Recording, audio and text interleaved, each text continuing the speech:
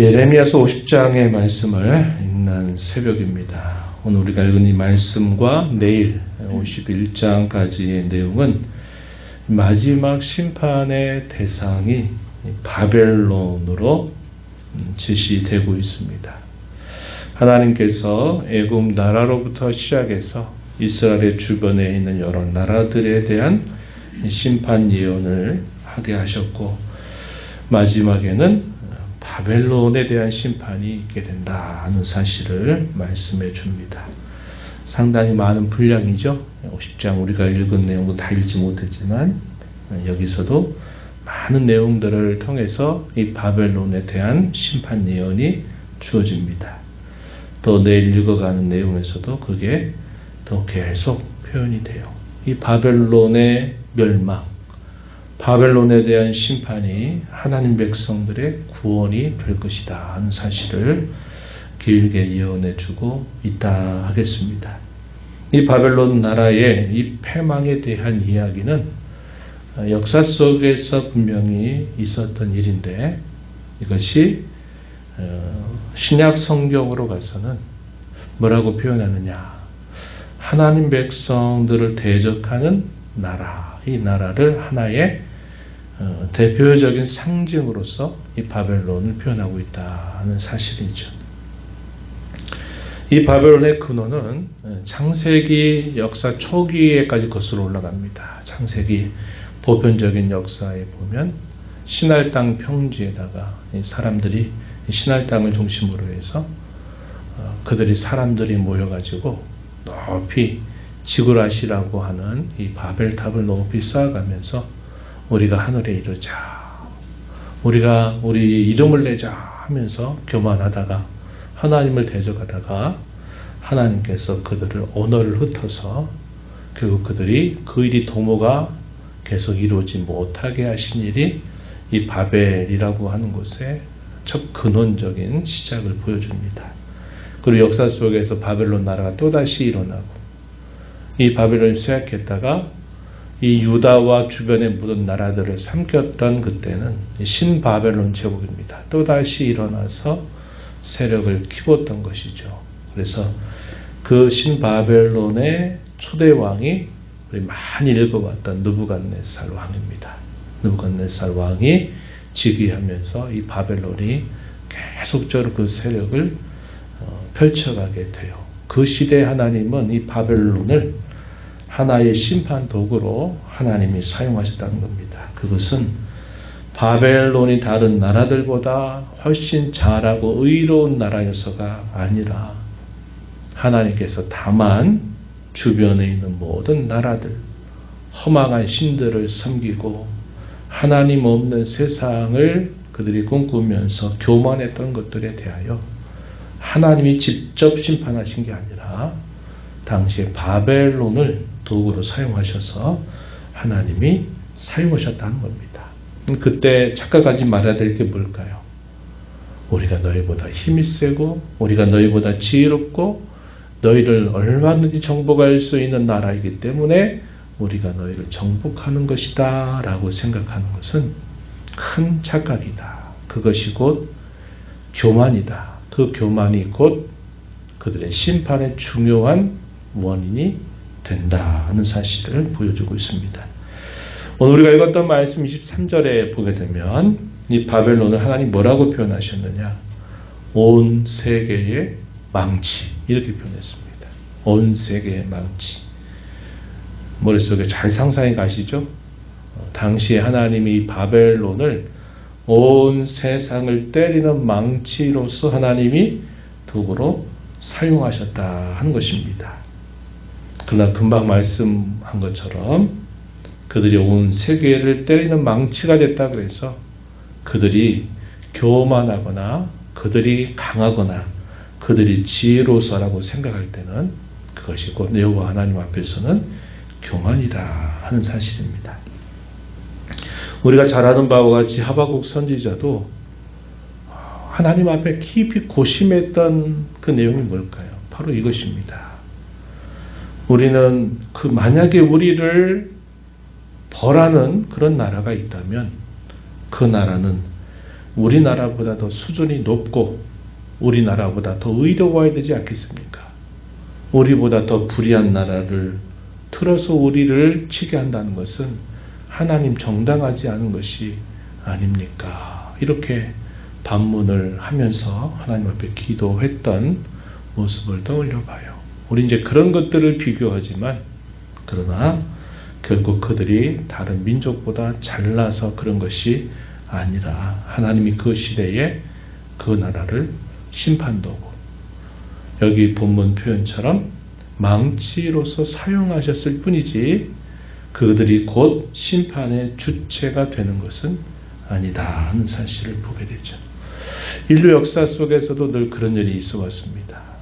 세계대전, 제1차, 2차 세계대전이라든지 또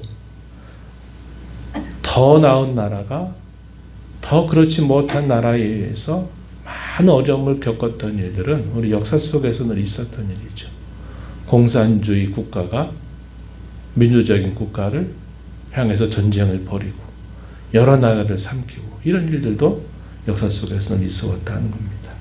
그래서 하나님이 다만 도구로 사용하셨을 뿐이다 하는 사실을 말씀하시면서 그들의 한도와 그들의 정한 그 분량을 넘어서게 될 때 그것이고 그들에게 교만이 되고 그 교만은 결국 패망의 중요한 원인이 된다는 사실을 분명히 밝혀주고 있습니다.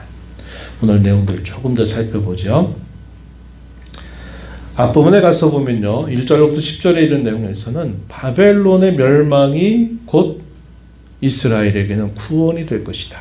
이것도 우리가 역사의 최종 마지막 완성하시는 그날에도 이렇게 될 것이다 하는 겁니다. 사탄과 그의 모든 동맹 세력들을 심판하시는 것이 곧 하나님 백성들의 온전한 구원이 이루어지는 것입니다. 그래서 심판과 구원은 함께 일어나게 될 사건이다 하는 것도 역사 속에서 하나님이 보여주시는 바다 하는 것이죠. 바벨론이 멸망하는 것이 곧 이스라엘에게는 구원이 된다. 바벨론이 수치를 당하는 것이 곧 하나님 백성들에게는 영광이 된다 하는 사실을 앞부분 1절부터 20절까지 소개를 해줍니다. 바벨론이 함락이 된다 그러는데 우리가 앞부분에 보게 되면 이 바벨론 나라의 두 신이 등장하죠. 어떤 신인가 보시면 2절에 보면요. 2절에 보면 바벨론이 2절의 하반절 바벨론이 함락되고 벨이 수치를 당하며 무로닥이 부스러지며 그 신상들은 수치를 당하며 우상들은 부스러진다고 외쳐라 공포하여라 하는 말씀을 주십니다. 벨이 수치를 당할 것이다. 무로닥이 부스러질 것이다. 이 벨과 무로닥이 바벨론이 섬겼던 주 신입니다. 주된 신들이 바로 이 벨과 무로닥이에요.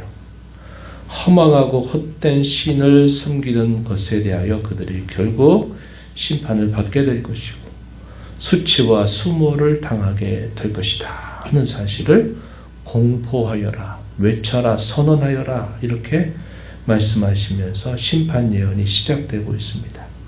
어떻게 하시는가? 북쪽에서 나오는 한 나라들을 통해서 이 바벨론을 심판하실 것이다 하는 사실을 여러 차례 반복하여 말씀해 주십니다.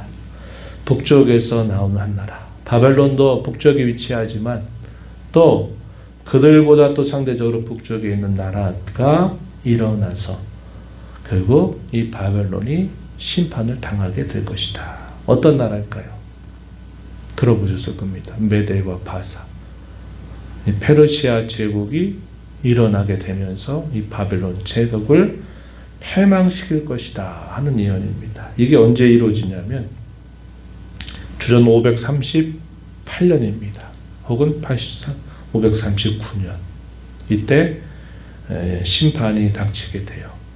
다니엘서에 보게 되면 다니엘이 이방 땅에 높은 지위를 갖고 있을 때 이 바벨론 나라가 어떻게 패망을 하는지 그 이야기 속에서 우리가 살펴봅니다. 당시에 벨사살 왕이 하나님을 향하여 교만하고 여호와 하나님을 섬기는 것을 아주 우롱하는 그런 잔치를 벌이게 되면서 벽에 글씨가 등장하죠.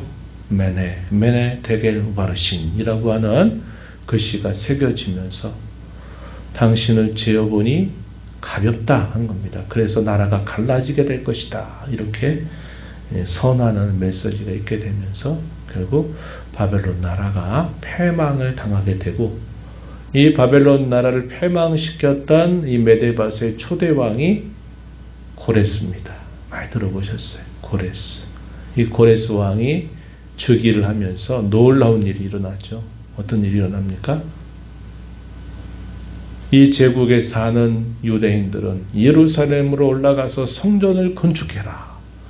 이런 말이 군주의 입에서 떨어지면서 고레스 칙령이 선포되고, 그 일과 함께 흩어져 있었던 유다 백성들이 예루살렘으로 귀환하는 놀라운 일이 생겨나게 된 겁니다. 이것은 일찍이 우리가 읽어왔던 것처럼 선지자 예레미야를 통해서 70년의 바벨론 포로 생활이 있을 것이다. 그 이후에 다시 하나님이 돌아오게 하실 것이다 하는 그 예언이 성취된 사건이었다 하는 사실이죠. 그때에 바로 이 바벨론의 패망이 곧 하나님 백성들에게는 회복과 구원의 시작이 될 것을 예언해 주는 내용이 소개되고 있습니다. 여호와께서 그들이 행한 대로 그들에게 보복하실 것이다. 이렇게 말합니다. 하나님 백성들에게는 보복이란 말을 쓰지 않아요. 징계라고 말합니다. 막대기, 여러 가지 그런 징계에 대한 상징적인 언어는 사용하지만 보복이라고 말하지 않아요. 그것은 하나님 백성들의 최종적인 미래는 그들의 멸망과 그들의 패망이 아니라 결국 그들의 회복과 구원이 그들을 향하신 목적이라는 사실을 보여줘요. 그러나 이방의 나라들에 대해서는 보복이라고 이야기합니다. 그들이 범한 죄에 대한 하나님의 공의로운 심판이 시행될 것이다 하는 사실을 말해주고 있어요. 이것이 똑같은 패망처럼 겉으로는 보이지만 그러나 하나님의 목적은 분명하게 다르다는 겁니다. 그래서 하나님 백성들에게 향하신 하나님의 일하심과 그렇지 않은 백성들에 대한 하나님의 일하심은 그 끝이 완전히 상반되는 결과를 맞게 될 것을 보여주고 있다는 것이죠. 흩어진 양떼 같은 이스라엘을 하나님께서 다시 그들의 목장으로 돌아오게 하실 것이다. 20절 말씀에 보면 하나님께서 이스라엘과 유다의 모든 죄를 용서하실 것이다 라고 이렇게 말합니다. 완전한 용서를 약속하고 있는 거예요. 그 완전한 용서의 근거는 그들 자신에게서 나오는 것이 결코 아니었습니다. 그것은 하나님의 사랑입니다. 다음이 없는 하나님의 사랑. 그 하나님의 사랑이 그들과 함께 해서 그들의 죄를 온전히 용서하실 것이다. 또 그거에 대한 근거는 어디 있을까요? 하나님이 인류 역사의 초기부터 세상을 만드시기 이전부터 하나님께서 그리스도 안에서 택하셨다 그러죠. 그리스도 안에서 택하셨대요. 이 말은 예수 그리스도께서 이 땅에 오셔서 자기 백성들의 모든 죄를 대속하실 것을 하나님이 이 세상을 지으시기 전부터 그런 계획을 가지고 계셨고, 또 구약시대라 하더라도 하나님이 장차 보내실 메시아를 통해서 그 일을 이루실 것을 약속하시면서 장차 이루실 그 일에 근거하여 하나님의 백성들을 완전하게 용서하신다는 겁니다. 그들의 죄악됨에 대하여 그 어떠한 존재도 참소하고 고발하지 못하게 하실 것을 약속해 주고 있는 거죠. 로마서 8장 후반부에 가게 되면 그러죠. 하나님이 우리를 위하시면 누가 우리를 대적하리요. 하나님이 아들까지 아끼지 아니하시고 우리에게 내어주셨는데 무엇을 더 아끼겠는고. 사탄이 와서 계속 정죄하고 고발하고 참소한다 하더라도 하나님이 우리를 의롭다 하시니 누가 우리를 정죄할 수 있겠는가? 아무도 그럴 수 없다고 이야기합니다. 그 근거는 예수 그리스도 때문이다. 그분이 자기 백성들의 모든 죄를 계속해서 죽으시고 부활하신 그 사실로 인하여 자기 백성들에게 이러한 완전한 죄 용서를 약속하고 있다 한 것입니다. 그래서 구약의 말기로 가게 되면 구약의 예언이 그들이 어떻게 회복될 것이냐 했을 때 고난받는 종을 보내고 그 메시아를 통해서 그들이 용서를 받고 그들이 새로워지게 될 것이다. 예레미야에서 예레미야 예언의 가장 백미라고 하는 것이 바로 새 언약에 대한 예언이었다고 우리가 살펴본 바가 있죠. 예수께서 오셔서 완성하실 그 새 언약의 내용, 그 결과 그들의 심령 속에 하나님의 영이 그들의 심령 속에 자리 잡아서 부드럽고 온유한 마음을 그들에게 주어서 하나님의 말씀을 억지로가 아니라 자원하는 마음으로 그렇게 섬겨 살게 하실 것을 예언했어요. 그게 어떻게 성취됐습니까? 예수님이 죽으시고 부활하신 이후에 오순절이 될 때 성령께서 강림하신 사건을 통하여 성령 하나님이 자기 백성들의 마음을 성전으로 삼아서 거주하시게 되는 이 일이 실제로 이루어졌다 하는 것이고, 오늘 저와 여러분은 그러한 은혜를 지금 받고 영생을 얻었다고 하는 사실이죠. 우리 안에 성령 하나님이 내주하신 일을 통해서 일들이 이루어졌다고 하는 것입니다. 그래서 우리가 이런 은혜를 받았다는 사실을 우리는 다시 한번 이런 말씀들을 통해서 확인하게 되는 것입니다. 세상의 어떤 나라도 영원하지 않아요. 세상의 모든 나라는 결국 때가 되면 다 패망하는 그런 역사를 반복해서 왔습니다. 그러나 하나님께서 보내신 메시아를 통해서 세우시는 그 나라는 그 권세가 영원하고 그것이 영원토록 견고하다는 사실을 분명하게 말씀하시죠. 다니엘을 통해서 주셨던 예언의 말씀을 통해 이 사실을 느부갓네살에게 분명하게 확증하시는 예언을 많이 주셨다는 것입니다. 우리는 하나님 나라의 백성이 됐습니다. 그 나라가 계속 저와 여러분을 통해서 계속 확장되고 복음의 전파를 통해서 계속